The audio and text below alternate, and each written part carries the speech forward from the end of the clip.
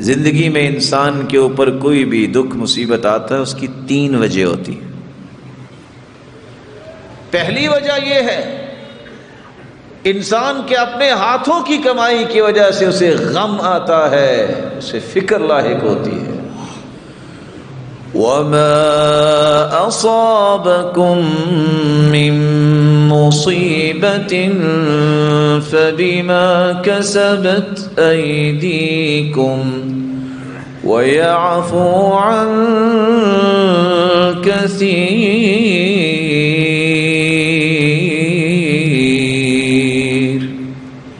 وَمَا أَصَابَكُم مِّن مُّصِيبَةٍ فَبِمَا كَسَبَتْ أَيْدِيكُمْ، تمہیں کوئی دکھ مصیبت آتی ہے تمہارے اپنے ہاتھوں کی کمائی ہے۔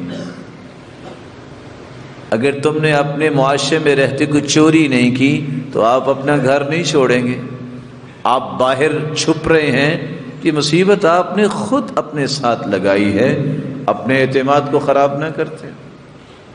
کسی جان کو ناحق قتل نہ کیا ہوتا تو نہ تم اپنے شہر اپنے صوبے کو چھوڑتے، یہ مصیبت تم نے خود خریدی ہے، اللہ کی نافرمانی کی ہے، بدامنی کا شکار ہو گئے ہو۔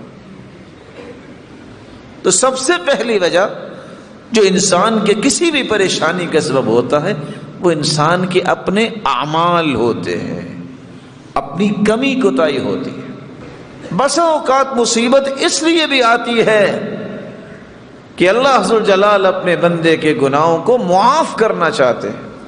ما أصاب من مصيبة إلا بإذن الله ومن يؤمن بالله يهد قلبه، جو بھی مصیبت آتی ہے وہ اللہ کے حکم سے آتی ہے۔ حکم کیا ہے؟ ما يصيب المسلم من نصب ولا وصب ولا هم ولا حزن ولا غم حتى الشوكة يشاكها إلا كفر الله بها من خطاياه۔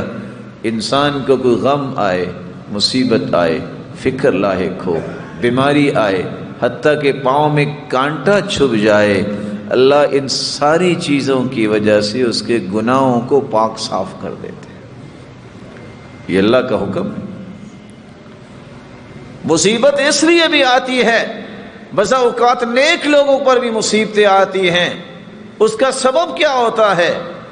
اللہ تعالیٰ نے قرآن مجید میں فرمایا ما اصاب من مصیبت فی الارض ولا فی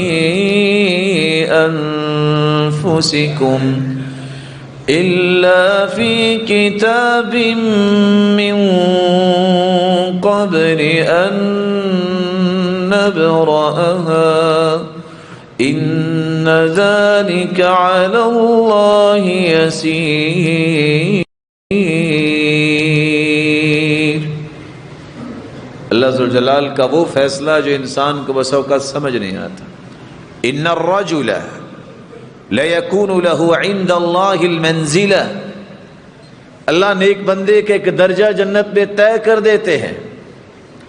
فَمَا يُبَلِّغُهَا الْعَمَلِ، لیکن وہ عمل میں سستی دکھاتا ہے، اللہ اسے بلندیاں دینا چاہتے ہیں۔ فَمَا يَزَالُ اللَّهُ يَبْتَلِيهِ بِمَا يَكْرَهُ، اللہ پھر اس کے ساتھ کچھ آزمائش کا سلسلہ شروع کرتے ہیں جس پہ وہ صبر کرتا ہے تاکہ جنت کے اس درجے تک پہنچ جائے جو اللہ نے اس کے لیے تیار کر رکھا۔ یہ اللہ کا انعام ہے۔